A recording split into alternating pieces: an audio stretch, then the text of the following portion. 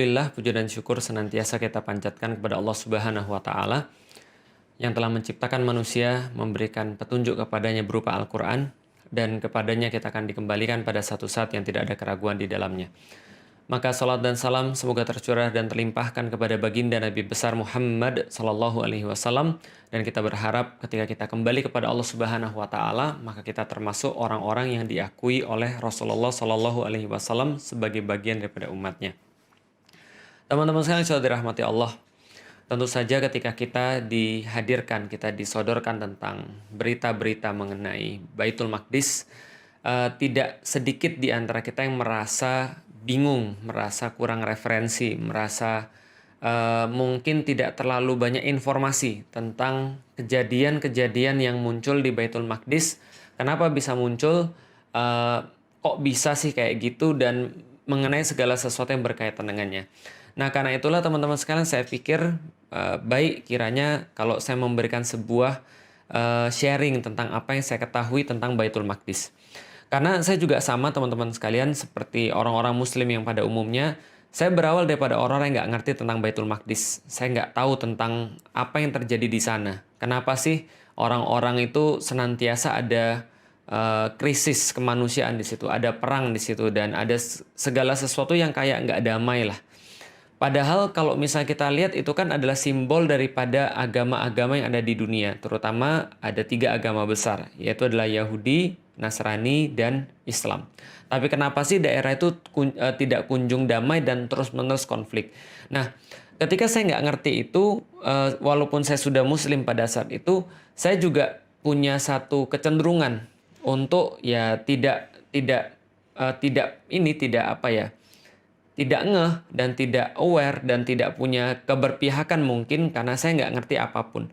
Karena itulah saya coba untuk mencari tahu tentang apa sih yang sebenarnya terjadi di Palestina, apa yang terjadi di Baitul Maqdis, dan termasuk kita akan coba menyampaikan juga term apa sih yang paling tepat untuk membicarakan masalah yang ada di sana.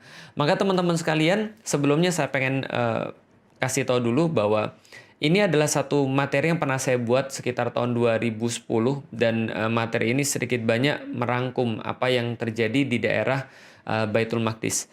Teman-teman tahu ya bahwa di Palestina yang sekarang teman-teman kenal itu ada 2 daerah sebenarnya. Yang pertama adalah daerah West Bank atau tepi barat Sungai Yordan yang itu cenderung lebih aman, dan satu lagi adalah wilayah yang namanya Gaza. Yang teman-teman tahu bahwa Gaza itu sekarang dipimpin oleh yang namanya Hamas gitu ya. Nah, setelah itu 2 itu sendiri kan adanya di daerah yang namanya Israel, kita tahu. Nah, kita nggak apa-apa, kita punya pandangan dulu tentang itu, tapi saya akan sedikit sharing ini, insya Allah nanti akan membuat teman-teman paham tentang gambaran besarnya seperti apa. Dan teman-teman juga tahu bahwa Gaza ini kan kayak the world largest prison. Kenapa? Karena Gaza ini sendiri itu kayak satu daerah yang nempel di Mesir. Jadi perbatasan sebelah mana tuh ya? Timur, selatan, barat daya. Jadi barat dayanya itu berbatasan dengan Mesir. Jadi disitulah ada pintu yang namanya pintu Rafah, dan selain pintu Rafah itu, selain itu ada 7 pintu yang lain lagi yang memang langsung berbatasan dengan Israel. Sementara yang sebelah barat itu dia berbatasan dengan Laut Mediterania. Jadi memang Gaza ini ketutup dari manapun. Dia kayak disebut the world largest prison, dan benar-benar hidup mereka itu terkunci dari arah mana saja, sehingga pernah mereka diboikot listrik, air bersih juga susah di sana. Dan mereka juga kesulitan dengan segala macam fasilitas, tapi somehow mereka tetap bisa survive, yaitu adalah pertolongan Allah Subhanahu wa Ta'ala. Itu adalah Gaza. Dan Gaza ini sendiri terletak di satu wilayah lagi yang dikenal sama orang-orang disebut dengan Palestina. Jadi Palestina ini apa nanti juga akan kita jelasin. Dan di situ ada satu kota yang sangat penting bagi 3 agama yang disebut dengan bahasa internasional sebagai Yerusalem. Kalau orang-orang muslim mungkin lebih mengenalnya dengan nama Al-Quds gitu ya. Jadi Al-Quds, atau orang-orang yang di internasional menyebut Yerusalem. Daerah ini semuanya, ini adalah daerah memang daerah suci terhadap 3 agama. Pertama, agama Yahudi, mereka menganggapnya ini adalah agama yang suci. Karena kenapa? Karena ini yang disebut dengan tanah terjanji bagi mereka, yang mereka ambil daripada kitab-kitab suci mereka. Jadi ini adalah tanah terjanji yang dijanjikan oleh Tuhan kepada orang-orang Yahudi atau Bani Israel. Sedangkan bagi orang-orang Kristen atau orang-orang Nasrani, ini juga menjadi tempat yang suci bagi mereka karena disinilah letak Yesus mengadakan perjamuan terakhir sebelum dikhianati oleh Yudas Iskariot. Itu kepercayaan mereka. Dan disinilah juga ada tempat yang namanya Bukit Golgota yang mereka yakini sebagai tempat penyaliban Yesus Kristus. Walaupun tentu orang Muslim keyakinannya berbeda. Tapi ya kita cuma cerita kenapa sih tempat ini jadi sebuah tempat yang disucikan oleh 3 agama.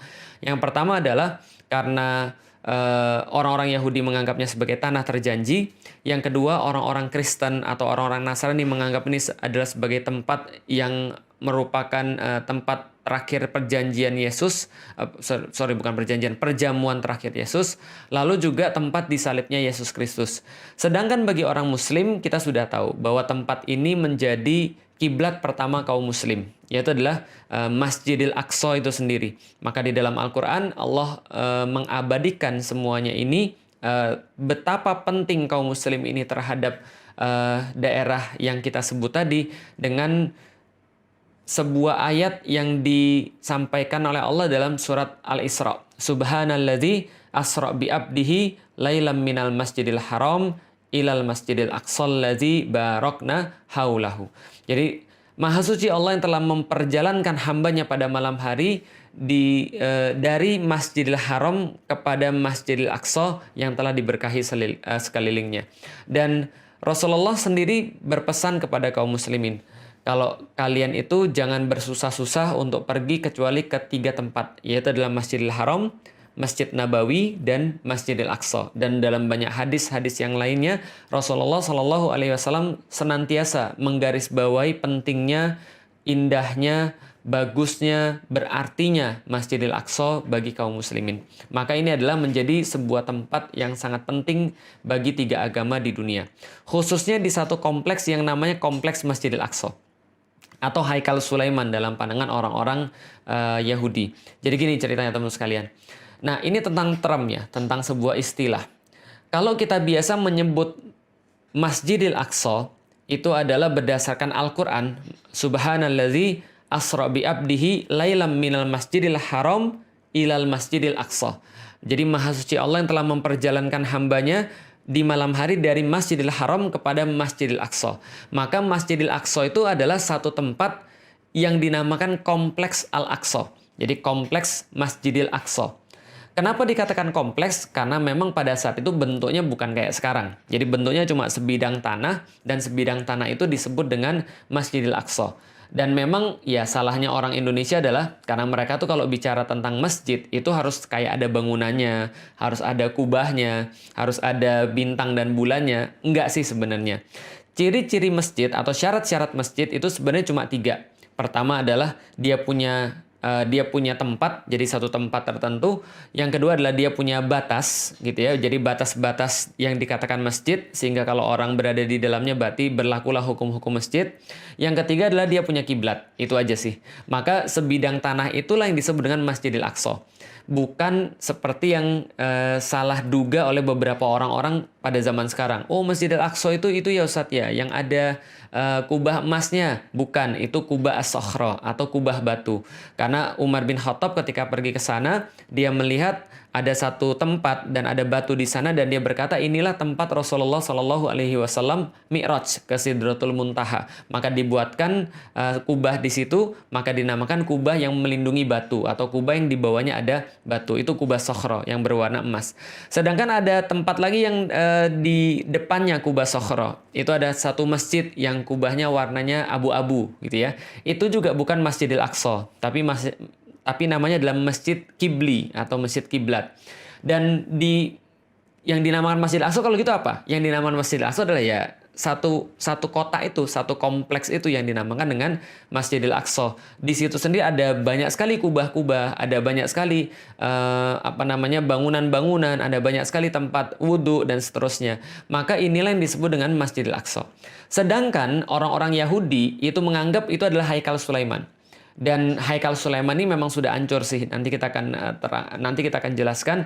Tapi masih ada satu tembok yang tersisa daripada Haikal Sulaiman itu yang mereka sebut dengan tembok ratapan, yaitu adalah tembok kira-kira di sebelah barat daripada Masjidil Aqsa atau sebelah barat daripada kompleks Al-Aqsa ini. Dan memang kompleks Al-Aqsa ini kita sudah tahu adalah kompleks yang sangat ancient, kompleks yang sangat kuno yang memang disucikan oleh tiga agama. Nah, jadi sekarang teman-teman sudah tahu ya, kenapa sih Masjidil Aqsa itu disucikan oleh tiga agama.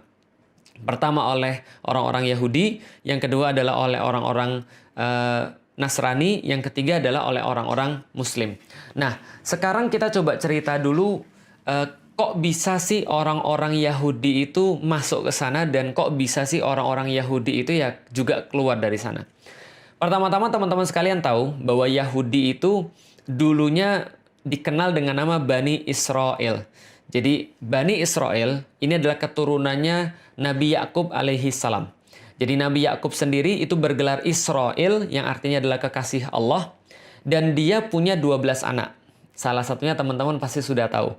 Jadi ada 12 anak dari 4 istri. Jadi dari 4 istri ada 12 anak. Yang teman-teman pasti kenal adalah Nabi Yusuf. Itu adalah anak daripada Nabi Yakub.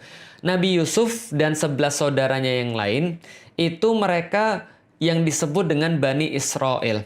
Dan kita sudah tahu juga, Yusuf itu nanti menjadi bendahara Mesir, lalu kemudian orang-orang Bani Israel nanti masuk ke Mesir, lalu beranak pinak di sana. Singkat cerita kemudian mereka diperbudak oleh Fir'aun, lalu Fir'aun itu didatengin oleh Nabi Musa dan Harun. Maka Nabi Musa dan Harun itu ngajak mereka pergi dari Mesir untuk menuju ke satu tempat yang dijanjikan oleh Allah Subhanahu wa Ta'ala.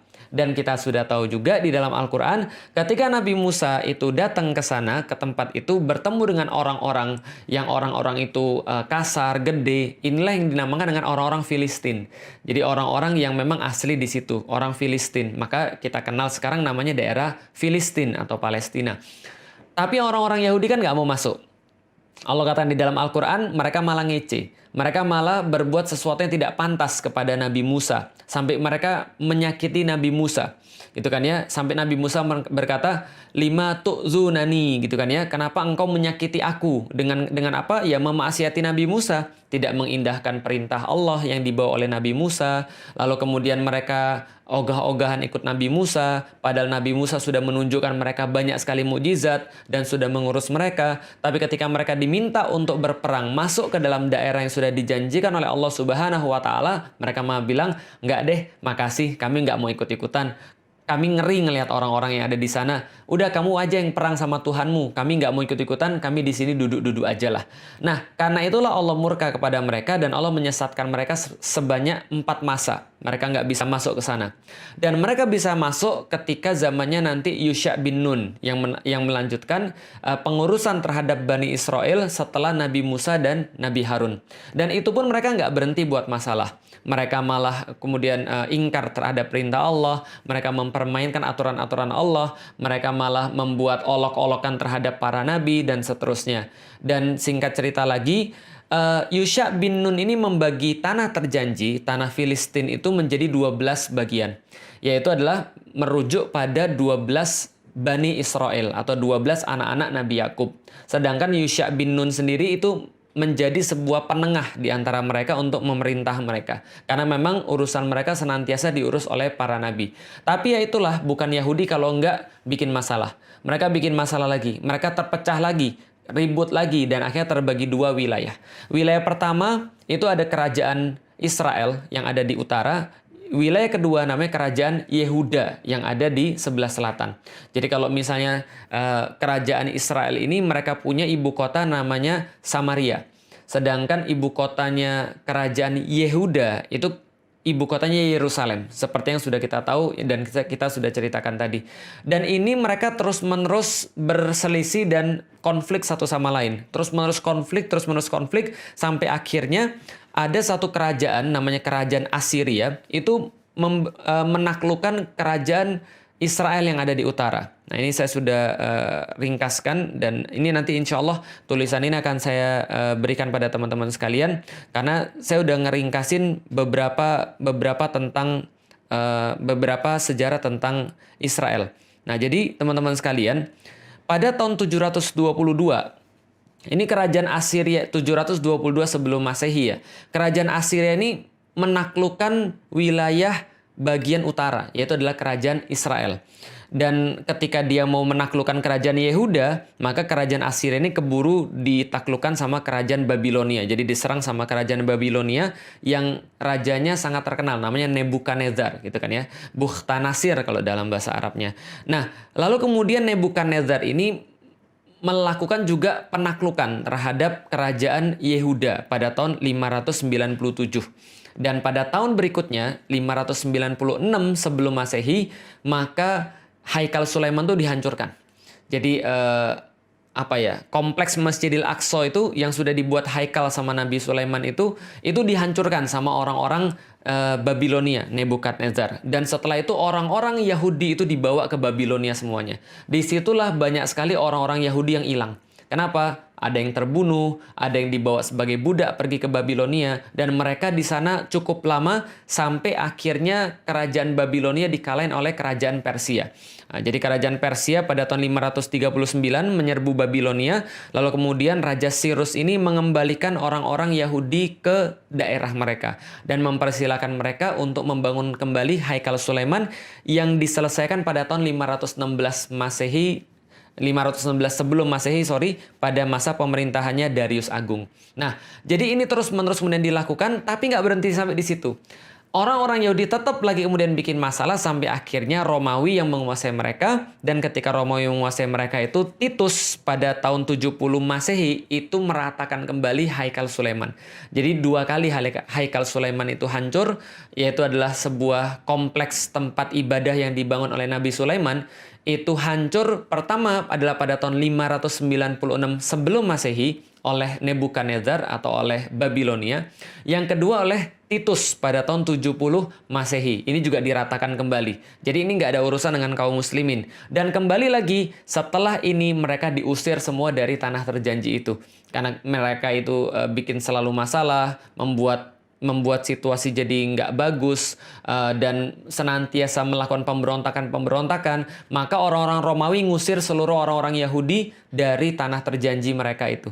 Itulah kedua kalinya mereka diusir. Pertama kalinya mereka dijadiin budak ke Babilonia, yang kedua mereka diusir dari tanah terjanji oleh orang-orang Romawi. Jadi nggak ada urusan dengan orang-orang Muslim. Dan pengusiran kedua inilah teman-teman sekalian yang dikenal dengan nama diaspora. Jadi mereka pergi melanglang buana kemanapun, ke daerah-daerah yang lain gitu kan ya. Sampai mereka punya dendam yang besar terhadap orang-orang Romawi ini. Kenapa? Yang sudah mengusir mereka dari tanah terjanji. Terus-menerus ini kemudian mereka menjalani kehidupan yang sulit. Dan orang Yahudi ini karena punya sifat yang nggak baik. Mereka punya sifat serakah, mereka punya sifat suka ingkar janji, mereka punya sifat pengecut, mereka suka mengolok-olok orang, mereka suka melakukan hal-hal yang nggak bagus gitu ya. Maka mereka ini kemana-mana dapat masalah. Di Jerman dapat masalah, di Austria dapat masalah, lalu kemudian di Eropa tempat-tempat yang lain mereka dapat masalah. Dimanapun mereka tinggal, orang-orang Yahudi ini memang senantiasa eksklusif dan menimbulkan problem. Karena itulah kebanyakan dimanapun itu mereka senantiasa punya problem dengan masyarakat setempat. Nanti list-listnya itu teman-teman bisa cari. List-list problem terhadap orang-orang Yahudi. Makanya sampai dikenal dengan nama gerakan antisemit atau gerakan anti-Yahudi, kira-kira gitu ya. Nah, hanya saja ketika pada tahun 1860 ini lahir seorang pemuda yang orang ini nanti akan menjadi bapak Zionis, namanya Theodor Herzl. Dia seorang Yahudi berkebangsaan Austria. Lalu pada tahun 1896, jadi lahirnya 1860 lahir. 1896 ketika dia berumur 36 tahun, itu dia menulis satu buku yang sangat fenomenal pada zamannya. Namanya bukunya Der Judenstaat, yaitu adalah The Jewish State. Nah, jadi Der Judenstaat, The Jewish State. Dan di situ dia menegaskan kembali bahwa perlu banget bagi orang-orang Yahudi supaya tidak mendapatkan problem di mana-mana, maka mereka harus bersatu dan sudah wajib bagi mereka untuk memiliki sebuah negara. Makanya judulnya Der Judenstaat, The Jewish State. Dan ketika itu orang-orang bilang, wah ini orang gila, ini orang stres, ini berbahaya. Kenapa? Di zaman itu teman-teman sekalian, orang Yahudi aja di mana-mana nggak disukai oleh orang. Apalagi ada ide mereka mau buat satu negara. Nah, itu orang udah kebayang tuh problemnya kayak apa. Maka ini kemudian dibully, lalu kemudian dilarang peredaran buku ini. Nggak boleh dibaca, nggak boleh diperjualbelikan. Kenapa? Karena mengandung ide yang sangat absurd bagi orang-orang pada zamannya. Tapi dia nggak berhenti. Dia melakukan kontak terus-menerus. Dan akhirnya dia dapat kontak namanya Lord Rothschild. Jadi ada satu keluarga sangat kaya sekali yang merupakan pionir daripada sistem perbankan. Namanya adalah keluarga Rothschild. Dan waktu itu Theodor Herzl ini dapat sponsor daripada Rothschild. Lalu dia pada tahun berikutnya, pada tahun 1837 ini mengadakan 1897. Jadi setahun setelah bukunya keluar 1896, lalu pada tahun 1897 maka diadakanlah sebuah kongres Zionis pertama di dunia. Apa yang mereka kemudian simpulkan di sana? Kami harus bangun satu negeri untuk orang-orang Yahudi, untuk mewujudkan cita-cita orang-orang zaman dulu bahwa negara Yahudi harus bersatu dan punya satu tempat. Pertanyaannya teman-teman sekalian, kalau ada orang-orang kayak gini yang memang di mana-mana bikin masalah, di mana-mana dibenci sama orang, lalu mereka punya ide dari Judenstadt, gimana kalau kita buat satu negara buat orang Yahudi, the Jewish state. Kalau gitu pertama kali mereka harus cari tanah dong, mereka harus cari tempat dong. Pertanyaannya tempatnya di mana? Jawaban teman-teman betul. Kalau ada orang Yahudi yang mau nyari tempat untuk dijadikan sebuah negara, karena mereka pikir bahwa negara itu adalah sesuatu yang harus mereka punya untuk mewujudkan cita-cita mereka di masa yang lalu, maka pastilah mereka akan cari tanah yang berhubungan dengan sejarah mereka. Maka mereka fix. Ketika Kongres Zionis itu, mereka mengatakan kami mau punya tanah. Yaitu adalah tanah yang dijanjikan oleh Tuhan bagi kami. Ironis memang, mereka disuruh masuk, mereka nggak mau. Mereka sudah masuk, mereka bikin masalah, diusir sekali oleh kerajaan Babilonia di bawah Nebukadnezar, lalu mereka balik lagi, buat lagi Haikal Sulaiman, dihancurin lagi yang kedua oleh Titus Romawi gara-gara kelakuan mereka juga. Lalu kemudian diusir kemana-mana dan mereka nggak bisa balik lagi ke sana untuk melakukan ibadah sesuai dengan keyakinan mereka. Tapi ketika mereka disuruh milih, mereka milih tempat itu lagi. Karena kenapa? Ya karena mereka merasa itu kaitan dengan sejarah mereka. Padahal mereka sudah mengabaikan tempat itu in the first place untuk pertama di awal kalinya, gitu kan ya. Nah ini mereka kemudian mau balik lagi ke tanah terjanji. Mereka bilang balik ke tanah Zion, balik ke tanah terjanji mereka, yaitu adalah tanah yang disebut dengan tanah Palestina. Pertanyaannya, siapa penguasa tanah Palestina pada saat itu? Siapa penguasa tanah Baitul Maqdis pada saat itu? By the way, teman-teman sekalian, tadi kita sudah sampaikan soalan istilah. Masjidil Aqsa itu disebut dengan Baitul Maqdis sendiri. Jadi Masjidil Aqsa yang kotak itu adalah Baitul Maqdis sendiri ketika dikatakan oleh Rasulullah Shallallahu Alaihi Wasallam. Kompleks Masjidil Aqsa itu dalam istilah Rasulullah, dalam istilah hadis adalah Baitul Maqdis. Kota Yerusalem sendiri dalam istilah hadis juga disebut dengan Baitul Maqdis. Dan tanah yang terjanji itu atau Ardul Mubarakah atau Ardul Muqaddas atau Ardul Muqaddasah itu adalah juga disebut dengan Baitul Maqdis. Jadi Baitul Maqdis itu ada tiga istilah. Pertama adalah istilah untuk kompleks masjidnya. Yang kedua adalah istilah untuk kota Yerusalemnya. Yang ketiga adalah untuk wilayah yang lebih besar yang dinamakan dengan bumi yang diberkahi atau bumi yang disucikan itu. Nah maka ini yang mereka pengen untuk mereka masuk ke sana. Siapa yang saat itu memiliki Baitul Maqdis atau tanah yang terjanji yang menurut orang Yahudi pengen mereka jadikan sebagai the Jewish state itu, yang memiliki adalah orang Muslim yang pada saat itu bersatu dalam satu kepemimpinan besar yang dinamakan dengan Khilafah Utsmani. Nah, pemimpin Khilafah Utsmani pada saat itu namanya adalah Abdul Hamid II. Maka datanglah orang-orang Zionis kepada Abdul Hamid II untuk meminta izin. Mereka ingin mendirikan pemukiman untuk orang-orang Yahudi yang akan jadi cikal bakal negara Yahudi. Bagaimana kemudian respon daripada Abdul Hamid? Insya Allah nanti akan kita lanjutkan ceritanya. Assalamualaikum warahmatullahi wabarakatuh. Teman-teman sekalian, pernah nggak sih kebayang ketika dulu masih ada Imperium Romawi dan Imperium Persia? Waktu itu Imperium Romawi terbentang kurang lebih 5 juta kilometer persegi di sebelah barat, dan Imperium Persia terbentang kurang lebih 7,4 juta kilometer persegi di sebelah timur. Nah, pada saat itu ada suatu peradaban baru yang muncul di tengah-tengah raksasa-raksasa itu, namanya peradaban Islam. Ternyata kurang dari 100 tahun, Islam bisa mengalahkan peradaban Persia yang sudah dibangun selama ribuan tahun dan peradaban Romawi yang sudah dibangun 500-an tahun. Pertanyaannya, apa yang menginspirasi mereka? Apa yang menjadi dorongan-dorongan mereka? Dan sekarang kita lihat justru Islam terpuruk dan tidak seperti pada dahulu kala kita lihat dalam sejarah. Inilah yang saya coba jawab dan teman-teman bisa baca di dalam buku saya, Beyond the Inspiration.